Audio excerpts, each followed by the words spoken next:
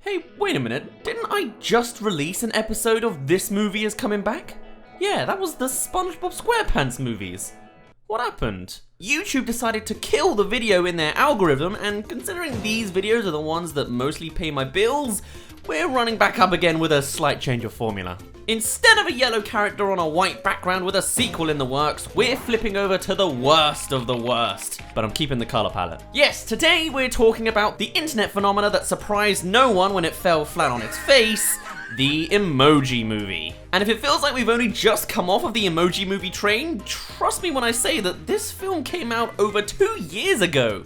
You're old. Back to the glorious day of July 15th in the US or August 4th in the UK, we were blessed with the world of Textopolis and the many other apps that can be found within your phone. The Emoji Movie follows Gene, voiced by TJ Miller, the guy who's caught up in all kinds of controversies like physical and sexual assault, transphobia, as well as being so intoxicated that he faked a bomb threat on a US train. Good start already. Thanks for ruining Big Arrow 6 and Deadpool for us, you complete. Anyway, Gene is a meh emoji who's played with multiple emotions. The movie follows his quest as he tries to escape from being deleted for being a malfunction and reprogram himself so that he can fit in with everybody else.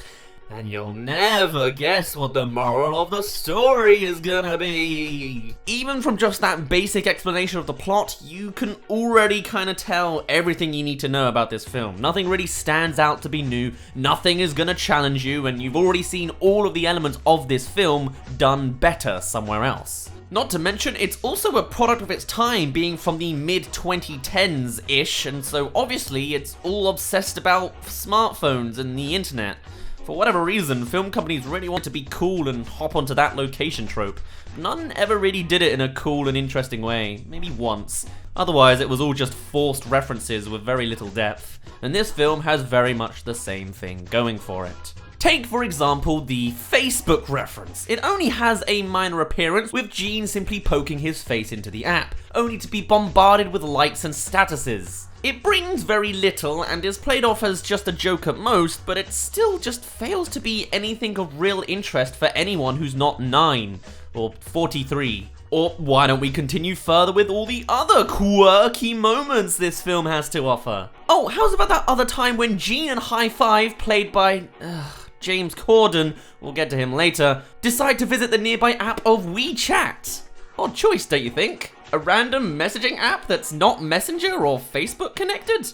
Well, suddenly the dots start to come together when you realize that this is yet another push towards China. WeChat is the supermassive app to have to communicate in China, and so has been manipulated by the Chinese government in order to keep surveillance on all of its citizens. Nice one. Hey, at least it's not the train wreck that Abominable is, with literal Chinese propaganda in it. God, I wish that news had picked up a tad sooner so I could have picked it up in my own video about it. Still, there's plenty of other quirky apps to visit in this movie, and Chinese pandering is the norm for Hollywood films anyway, since it's all about money after all. Oh hey, it's YouTube with Pen Pineapple Apple Pen. Way to keep the film forever dated in the search for keeping as relevant as possible with the latest trend. Nothing against the guy himself, but these kind of cheap cameos only act to make films sour out like outdated cartons of milk. The YouTube act also goes a little further when it's introduced with Gene's parents, who are also on the search for Gene. There, they use the autoplay feature to distract the robots.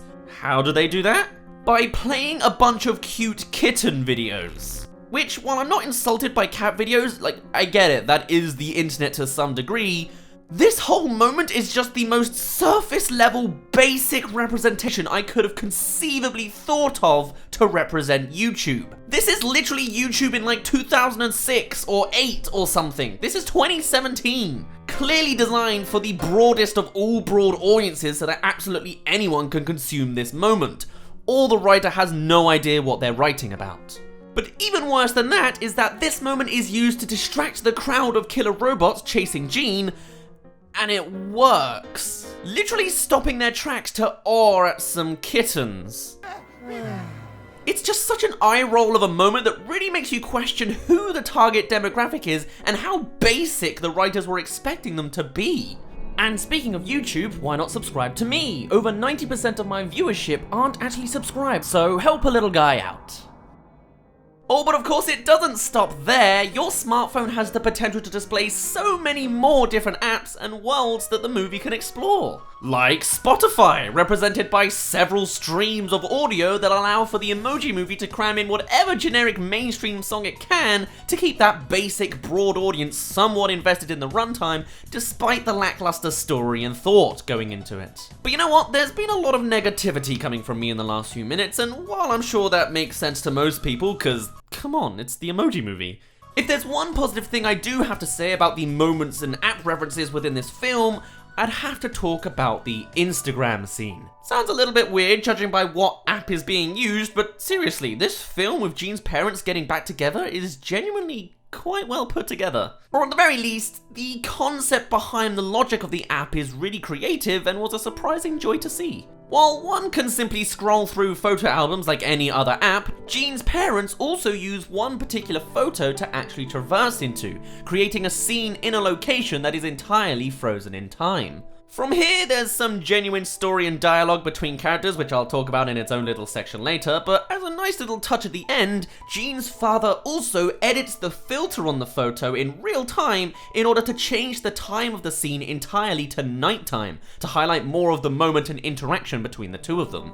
This, admittedly, is really cool, and I truly wish there was more depth to many of the other apps shown off, because if there were more moments and representations like this throughout the film, well, maybe it wouldn't have a 7% on Rotten Tomatoes and 4 Razzie Awards, all of which have never happened to an animated movie before. But that's reality, and that's hilarious.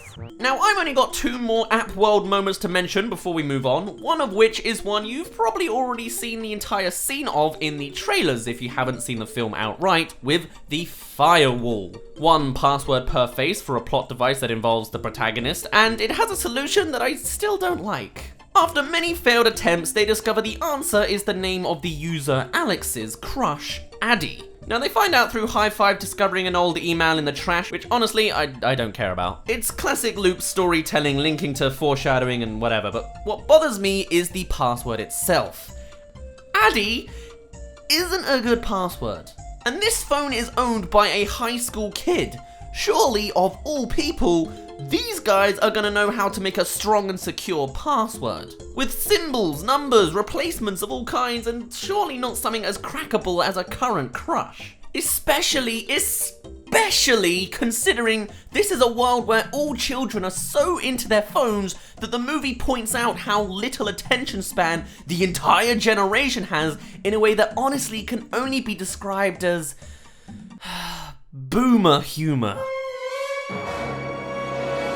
I know, I don't want to be that guy, but seriously, let's move on to jokes now. Surprise, surprise, they're not good. They're not witty, timed well, or really have any positive traits going for it. The movie introduces us with comments shooting down the younger generation, so I guess they're not the target demographic, and the humor that is shown certainly doesn't lead towards any kind of teen audience due to how bland and downright idiotic so many of the jokes are. Wow! Who came up with the wind elephant combo? What a new and funny revelation! Now that is some quality humor.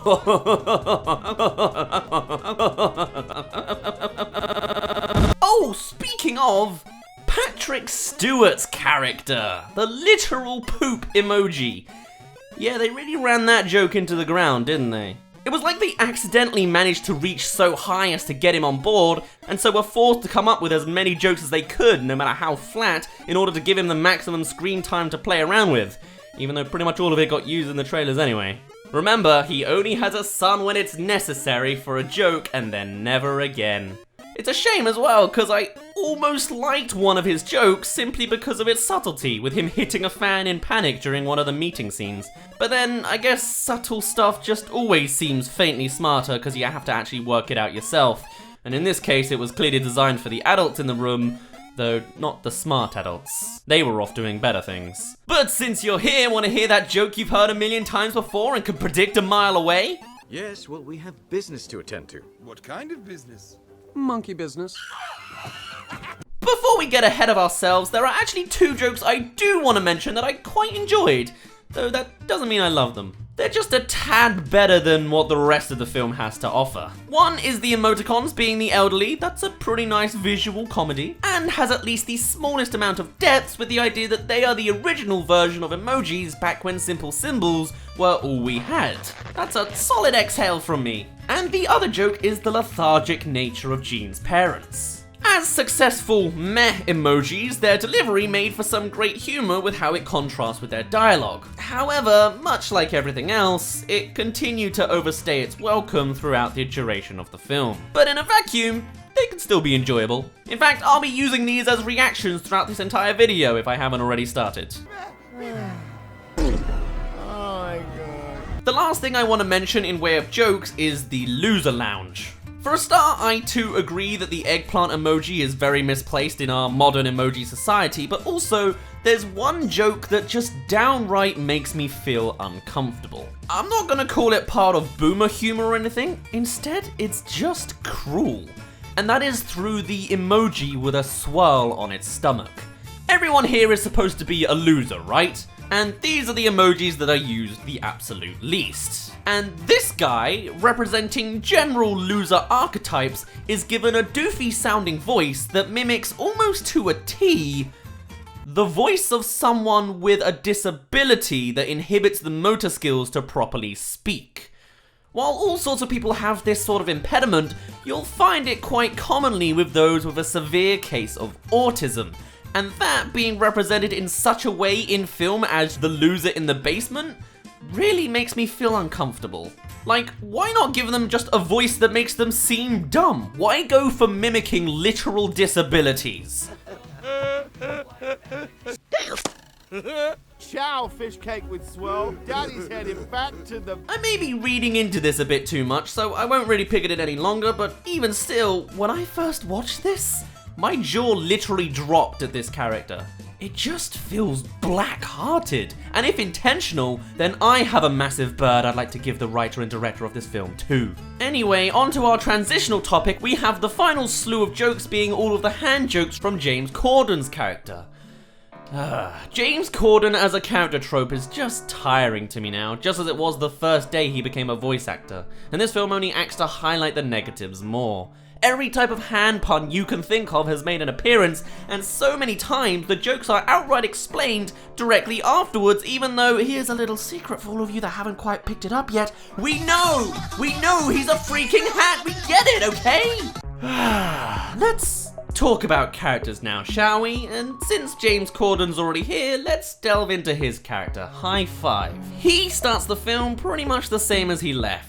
Overly confident loser, comic relief with a hint of overweight imagery because that's good comedy. His motivations are he wants to be popular and be with the popular VIP party, and also he's really, really dumb. He's the reason for most of the events going wrong, as he's the plot device moving the movie into its quirky sequences, and the only reason he's even in this mess in the first place is because he was dumb enough to think that the villainous robots were after him and not Jean. Still, he's here to stay, and no amount of regret can save you now. High five, don't do it. Don't you do it. It's already been in there once. Don't do it. Wow.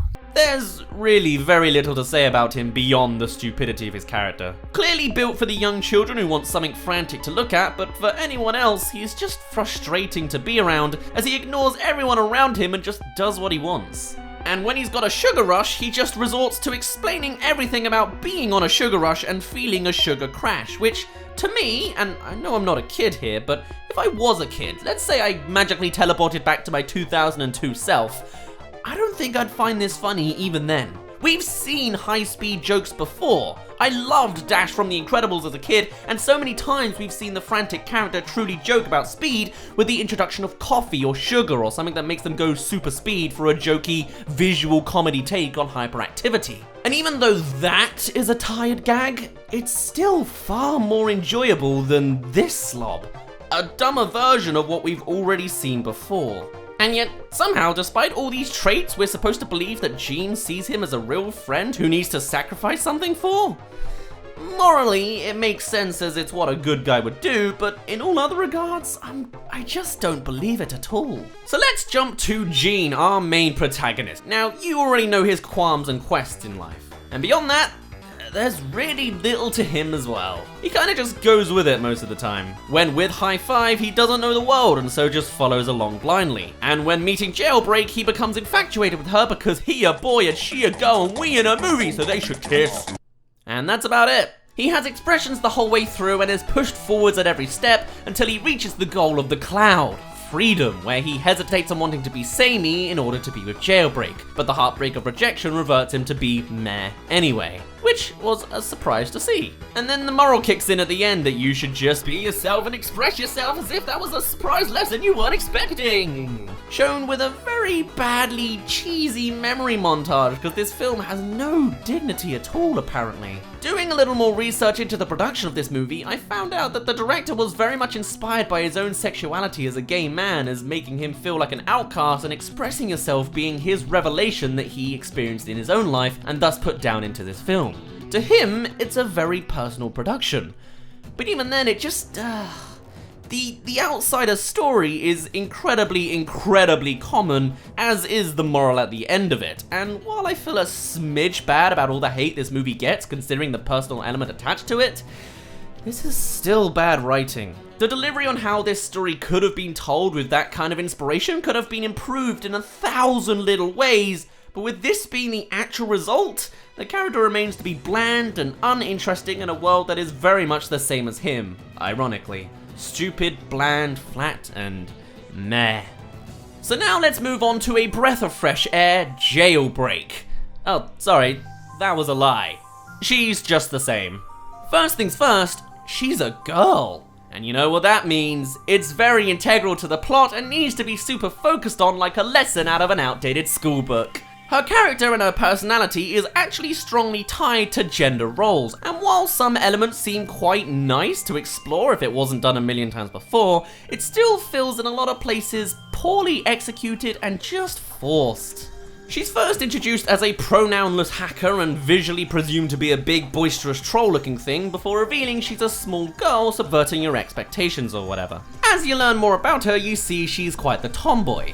Which on its own is cool, characters are characters and they come with all sorts of traits and behaviors. But it's the overemphasis on this fact that really bogs me down, especially because it had much greater potential. Coming from a world of emojis, Jailbreak points out that in the first batch of emojis, girls weren't given much in way of diverse representation, sticking to their standard gender roles, which is pretty interesting to hear. Even nicer is the reveal that she is actually one of the princesses that escaped Textopolis and became a hacker attempting to leave the entire phone. That's pretty cool to see as a character. But then other times, there's moments like this. Firewall will think I'm different emojis. Yeah, I wanted to say it because it was my idea. You know, women are always coming up with stuff that men are taking credit for. I'm sorry, what? Like, I have no problem with the actual point she's making. Yeah, I'm sure there are plenty of examples of men taking away women's credit. The broadest example I can think of is article headlines omitting the name of female researchers on any science-related revelation in favor of just saying, a scientist, rather than crediting the actual scientist who discovered whatever. But here, this is absolutely crammed in to get some brownie points for the women in the audience. In this moment in the film, the two are having a conversation. This is a two-way dialogue piece, and the two of them are working together to come to the same solution. This isn't an example to rant about women being shot down.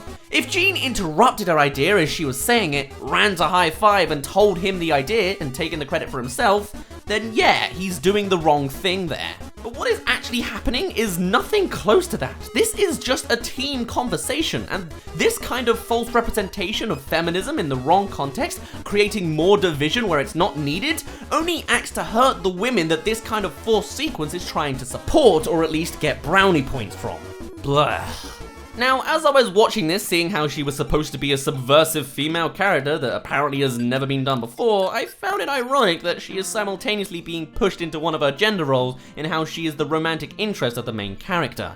However, I was nicely surprised by how she sticks to her guns and actually rejected him. That was admittedly kind of a nice twist to see. And they don't end up together, though that may also be because they don't really interact after the big climax of the film. Though she also sticks around a bit rather than leaving the phone, so maybe they do? She's clearly romantically interested. The aftermath isn't really clear beyond a dance sequence because of course there is one. But one final point I have is that her whole subversion of gender roles is kinda swiped at the last moment again too, as she removes her hat and wig to reveal her more feminine designs, and she keeps it that way right to beyond the end. Surely her donning the hat and wig is her being herself, her true self. And by keeping it off and going back to her original, unlike her ladylike attire, she's just pandering back to being a girly girl and following more of that trope of girl gotta be pretty and standard by the end of the film again. God, this film. Honestly, my favorite characters are probably the parents because I feel I could actually relate to them as I was watching them. They certainly had the same face as me anyway. Plus, they share the best scene in the movie. Their jokes may overstay its welcome, but at least it was fun for a while. And though their conflict was absolutely forced between the two of them, I actually appreciated how Gene's malfunctional behavior was explained through being about genetics from his father. You don't always get an answer to those kind of things, but I appreciate it. And speaking of logic, let's move on to that for our final kind of point. The other characters really don't have much going on for them. Yes, even the antagonist, but I mean, look at her. You get it. So this movie has a lot of logic holes and it's very, very common for you to just have to run with it. Like, why are some emojis sentient and others inanimate? The visuals demand it. How does scanning while moving create a mashup of emojis one time and an animated GIF the second? If the wallpaper land is just gaps between each app, wouldn't it be far faster to just run around each app rather than go through them and their TARDIS-inspired designs of being bigger on the inside? Oh, but of course in that case the plot demands product placement. I get it. Could have at least done with more bots in the hallways all the time to make it seem like it's not empty all the time, you know? Since when did deleting something up to 99% mean you actually deleted nothing as long as that 1% remains? Surely if it's gone at one point, it isn't just reverted when interrupted. And why does high five vanish when the world does, but jailbreak doesn't? There's just a good lack of polish throughout the film that could be placed in to really make this film a surprise joy. But unfortunately, it failed in absolutely every regard. I didn't even mention Candy Crush. That alone just epitomizes everything wrong with this film. And the constant cringe dialogue, mostly from James Corden throughout this entire movie, continues to be the constant hammering down of the final nail into the Emoji movie's coffin. The animation itself is nice. These days, all animated movies are grand to visually witness, as those teams far outweigh any kind of effort put in by any other contributors. But the directing, writing, concept, and pretty much everything else ensures that this movie is some of the lowest of the low. The biggest waste of time for anyone involved and the permanent laughingstock product for years to come until it is overshadowed by something that I can only wish on my worst of enemies. The flaws it holds are massive, irreparable, and in several places just plain evil, cruel, and sinful. Thankfully for all of us, I think that message got across very strongly to everyone involved, and so I can say without a doubt that the Emoji movie is not coming back. Thank God. My name's been Dazz, you didn't really care, and I'll see you in a bit. Well, I'm glad that's over. I watched this film twice for the first time just for this video, and that's 3 hours I'm never gonna get back. There's gonna be a lot less TJ Miller in my future, thankfully, but probably a whole lot more James Corden. See you next week.